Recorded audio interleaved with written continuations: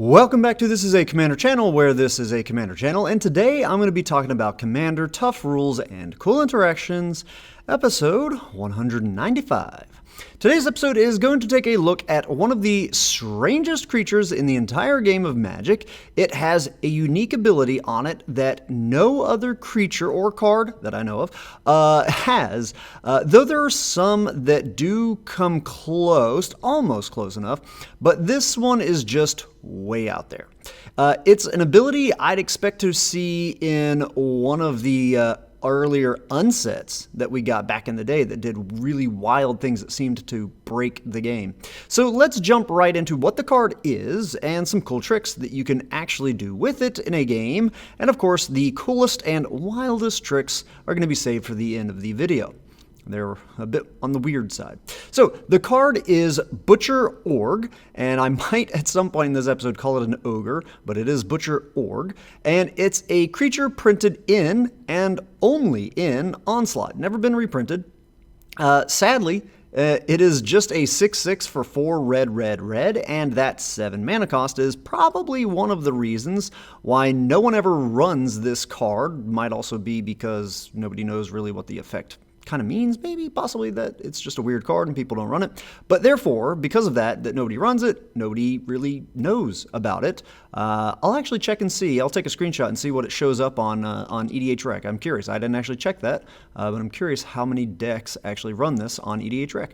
But yeah, this is a really big shame because this ability says that you may assign this creature's combat damage divided as you choose among defending player and or any number of creatures that they control.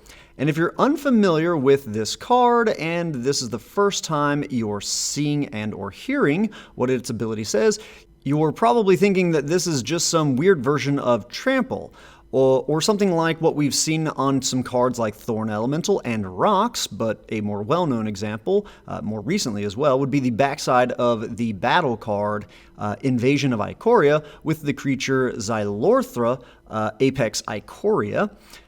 These cards, they all let you assign a blocked creature's combat damage as though they were not blocked. But the Butcher Orgg, almost said ogre, Orgg is even more complex, or I should say advanced, or just cooler than that. It's different.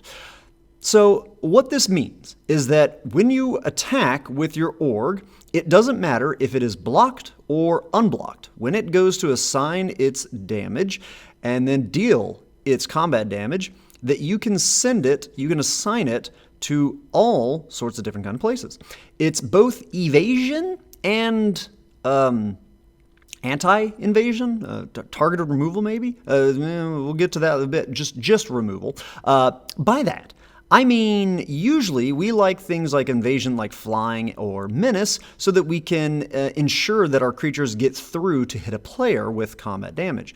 But with the Orgg, if your opponent has a value piece creature that they want to stick around on their battlefield so that they never block with it, well then, you can attack them, they don't block and want to just take the hit to their face, but then you can assign that 6 damage to their value piece creature and destroy it.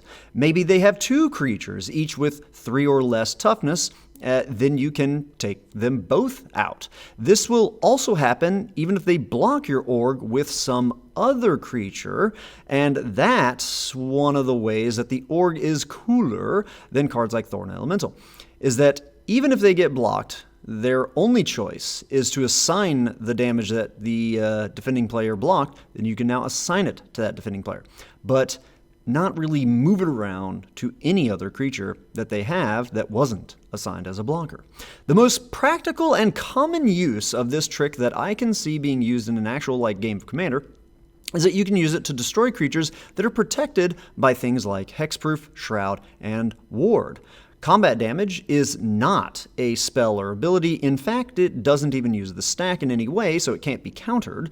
Those forms of protection, Hexproof, Shroud, and Ward, do not work to stop this. You're not targeting the creatures that the defending player controls.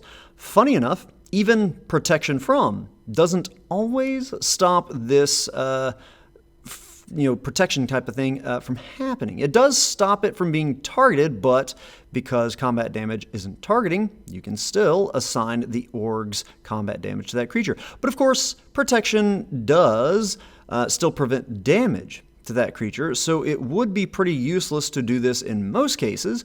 But if you happen to have something out that says damage or combat damage can't be prevented, like on Sunspire Lynx or Questing Beast, then this still will work. Now, the targeting aspect of protection isn't working, it's being beaten, and the damage prevention effect of protection is being beaten, which wouldn't work with normal red spells and abilities that require a target.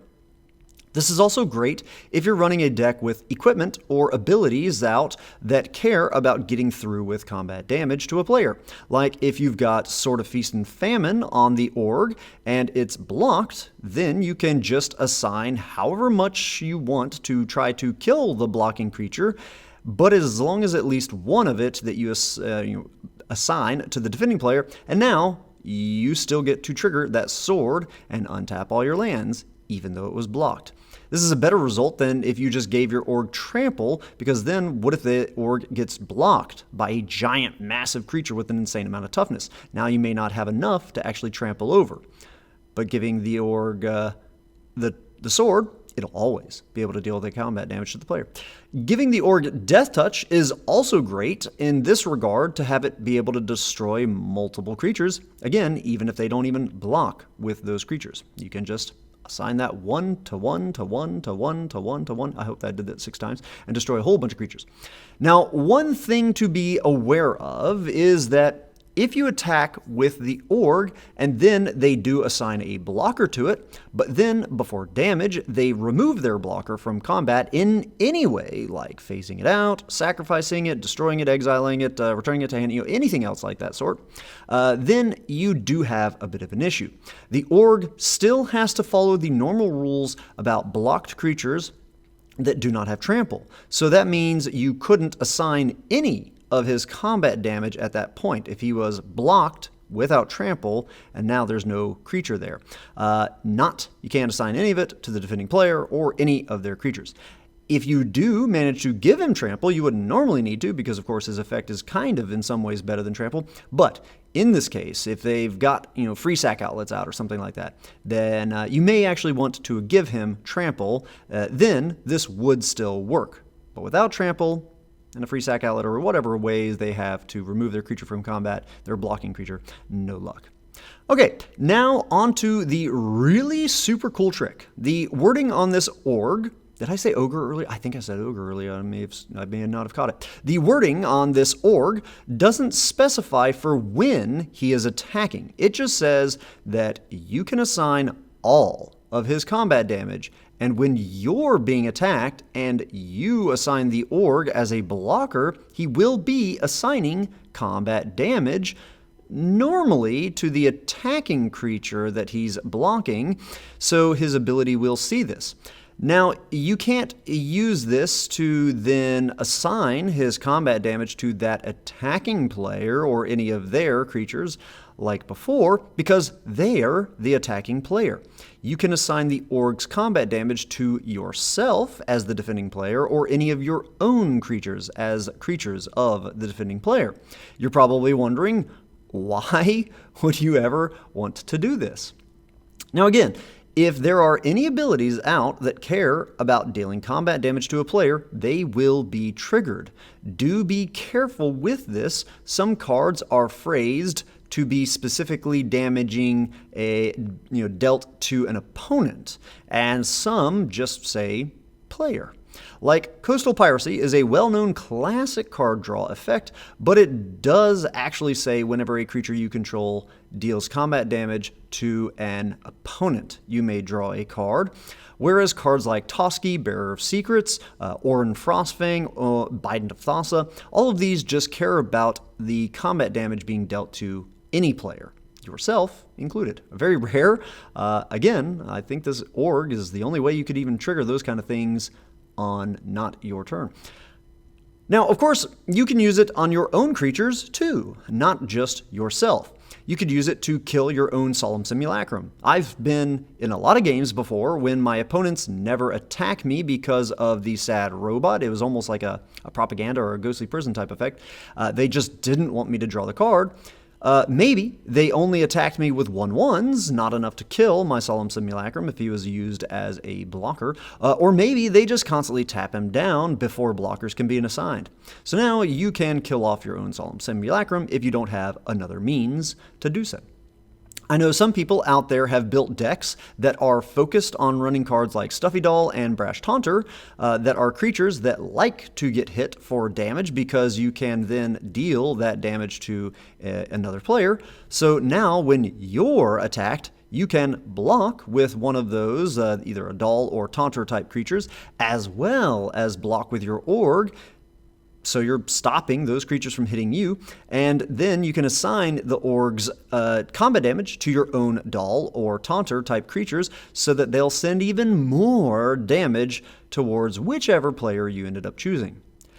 That's all that I can think of for now with this Orgg. Can you guys think of any other tricks that you can do with this unique creature? Is it actually a unique creature? Is there any other thing? I didn't really actually look through Scryfall. I've done it in the past, but I didn't find anything back then. There's been probably a lot of cards printed since I last did. This has been sitting in my list of videos to make for years now. I think it was one of the earlier ones. But yeah, did you guys even know that this card existed? Maybe he actually is more well known and I've just explained something that everybody already knows, but I've never actually seen anybody run this card in a deck or even talk about him. I've been preparing for my Magic trivia questions for MagicCon Atlanta for this weekend, and this card is one of the ones that I was thinking of asking players about with his unique ability to deal combat damage to his own controller without having to use any of those kind of redirection effects. So anyhow, that's all I've got for today's episode. As always, I hope that all of you found this video to be entertaining at least, and I hope that a few of you have even learned something about the crazy rules in this great game of Magic. Have a good one. Ta-ta.